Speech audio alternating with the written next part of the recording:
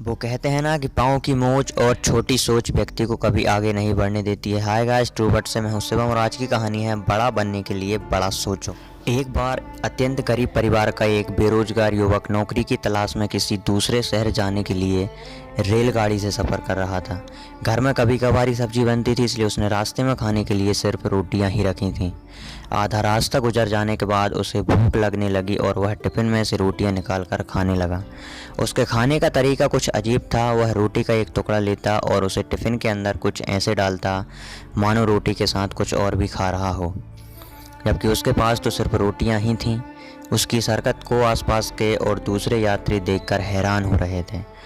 वह युवक हर बार रोटी का एक टुकड़ा लेता और झूठ मूठ कर टिफ़िन में डालता और खाता।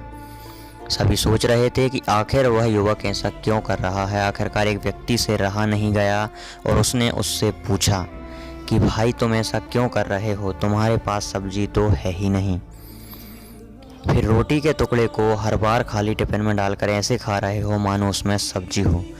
तब उस युवक ने जवाब दिया कि भाई, इस खाली ढक्कन में सब्जी नहीं है, लेकिन मैं अपने मन में यह सोचकर खा रहा हूँ कि इसमें बहुत सारा अचार है और मैं अचार के साथ रोटी खा रहा हूँ। फिर उस व्यक्ति ने पूछा कि खाली ढक्कन में अचार सोचकर सूखी रोटी को खा रहे हो, तो क्या तुम्हें अचार का स्वाद आ रहा है?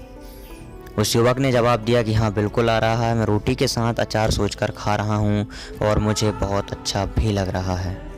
उसकी इस बात को आसपास के यात्रियों ने भी सुना और उन्हीं में से एक व्यक्ति बोला कि जब सोचना ही था तो तुम अचार की जगह पर मटर पनीर, शाही गोभी सोचते, तुम्हें शायद इनका स्वाद मिल जाता।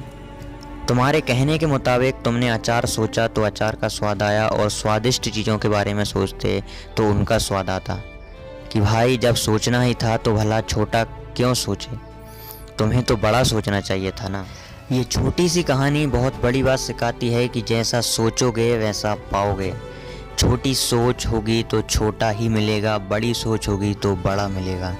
इसलिए जीवन में हमेशा बड़ा सोचो, बड़े सपने देखो तो हमेशा बड़ा ही पाओगे। छोटी सोच में भी उतनी ही ऊर्जा और समय की खपत होती है जितनी की बड़ी सोच में। इसलिए जब सोचना ही है तो हमेशा बड़ा ही सोचो। ट्रू बट से मैं शिवम बस इतना ही कहूँगा कि think positive and become positive. ऐसी कहानियों के लिए वीडियो को लाइक करें, चैनल को सब्सक्राइब करें। आपसे पुनः मुलाकात होगी किसी नई कहानी के साथ। तब तक के लिए बहुत बहुत धन्यवाद।